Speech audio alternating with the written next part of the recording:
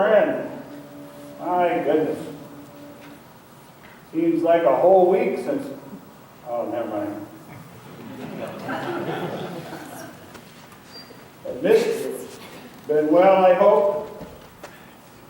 You know, I stopped over at the church again. That's a big mistake, generally speaking, but I visited there with the pastor again, and he was telling me, you know, he always greets you. He's got that greeting. Let's hear, how did it go?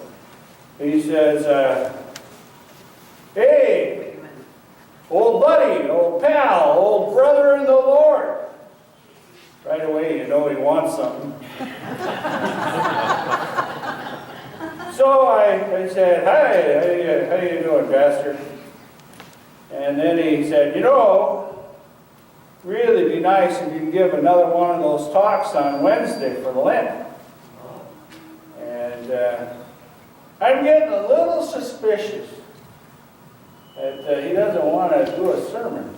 But I, you know, want to be nice. So I said, well, Pastor, I don't know, it's not my thing. And he said, well, listen, it's like this. We're talking about springtime. You know, the weather getting a little warmer outside, and the sunshine was so bright, the snow started to melt a little bit. You know, we got to give people a little hope that Lent isn't going to last forever. Tell them about springtime. Springtime of our lives. You know, when you were young, he said. Well, I can't remember what I had for breakfast, let alone what I did back when I was a kid. I'd think about that a little bit. Give it some thought. And see what it is that we might do together, you and I. Well, we can talk about springtime. We can talk about how it is that this is a time for planting and getting seeds ready. And springtime is like that. Springtime and planting time, seed time and growth all go together. You know, I was thinking about springtime. And I was thinking, you know, I was a salesperson for the American Seed Company. Yes. Remember those comic books that I read when I leaned against you back when I was a little boy? I brought those comic books out so we read them. They don't call them comic books anymore. They call them graphic novels. For Pete's sakes, they're comic books, people. And I love the superheroes. I had DC and I had Marvel, but I really loved Spider-Man. You know, he was the wall crawler. He was the web slinger. He looked good in that outfit.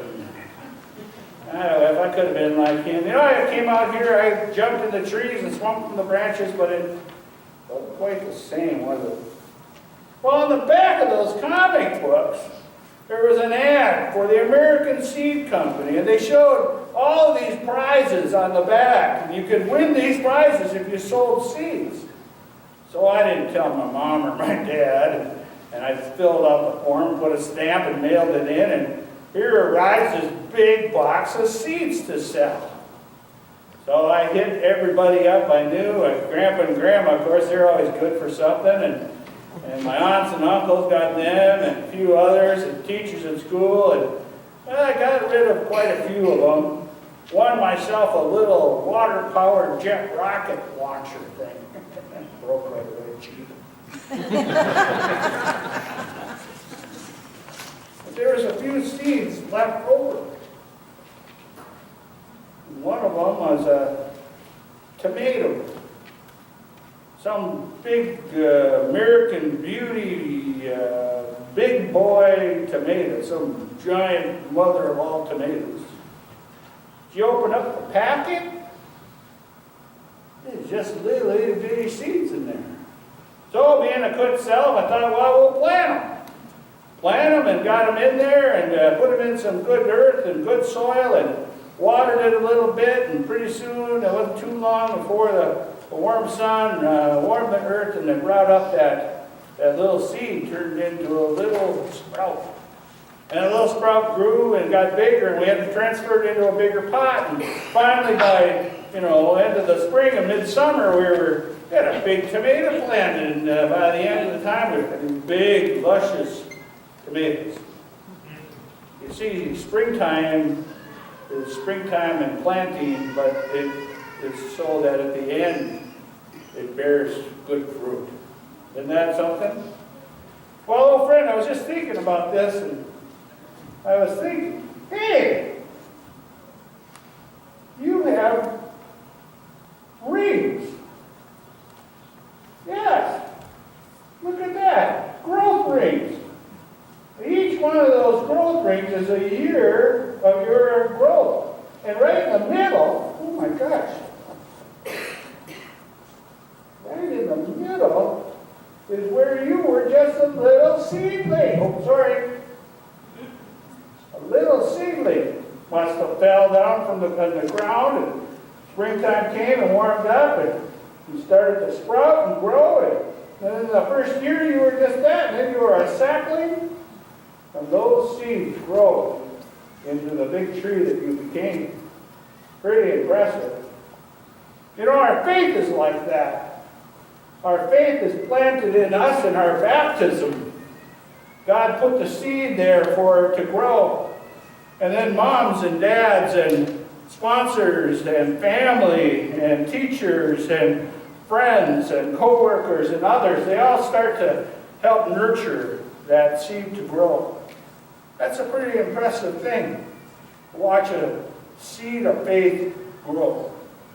We have some pretty smart kids at that church that we go to. They're cute as a bug's ear, too. Real smart. They ask a lot of questions. My goodness, you get one talking, you sit down next to them, and they're yakking away, and they'll ask you all kinds of stuff. I mean, I want to be friendly and all. I don't get this whole generation thing. You got Generation X and Generation Y and millennials and baby boomers and World War II. I'm beyond that, in case you're interested. But these kids nowadays, they ask all these questions, and they'll say stuff like, how old are you really? Well, that's rather brash, don't you think? So I don't answer them, I just grumble. And they ask a question like, did you know Moses? I know you can't hurt him anymore, but good. Which side of the Civil War did you fight on, the Confederate or the Union? I don't know. These kids are so smart. But it's God's good work, that seed that's planted in them, right? And our nurturing along with them and help them grow in faith, so that as they grow older in life, they get to be at that point where they can share that faith and live that faith out. Yeah.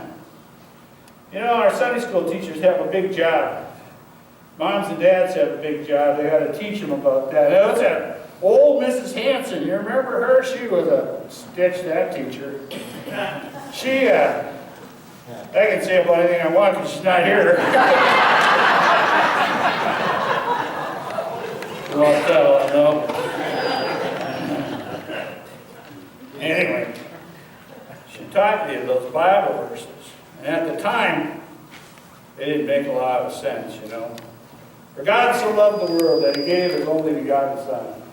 John 3:16. You had to memorize it. That's a big Bible verse. It has a lot of meaning in it. As a little kid, you only know it so much.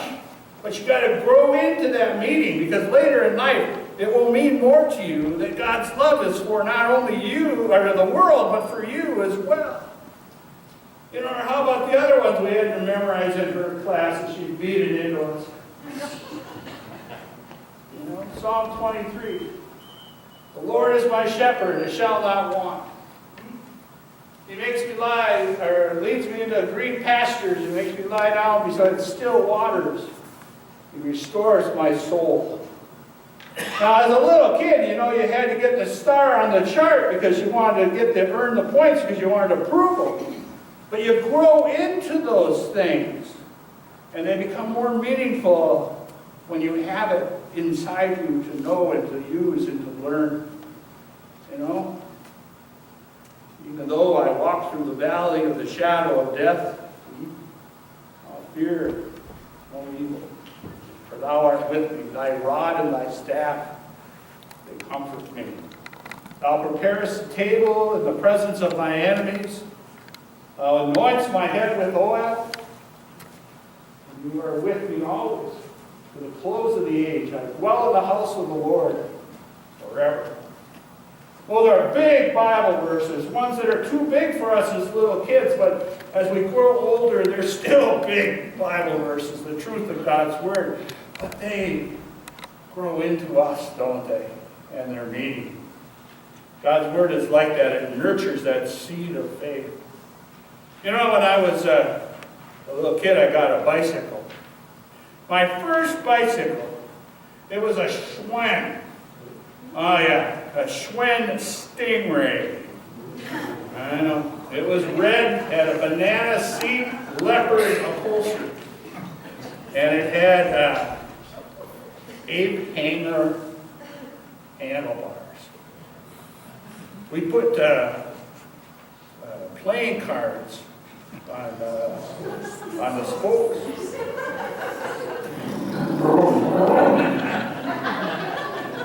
We had a gang. That was quite a bike.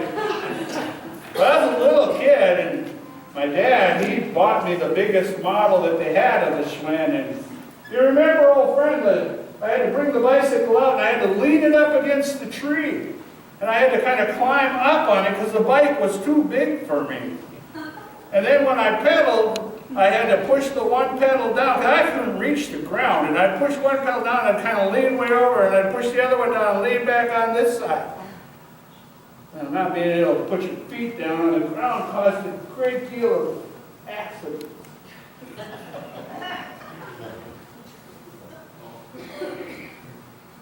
The bike had to be grown into too, just like our faith.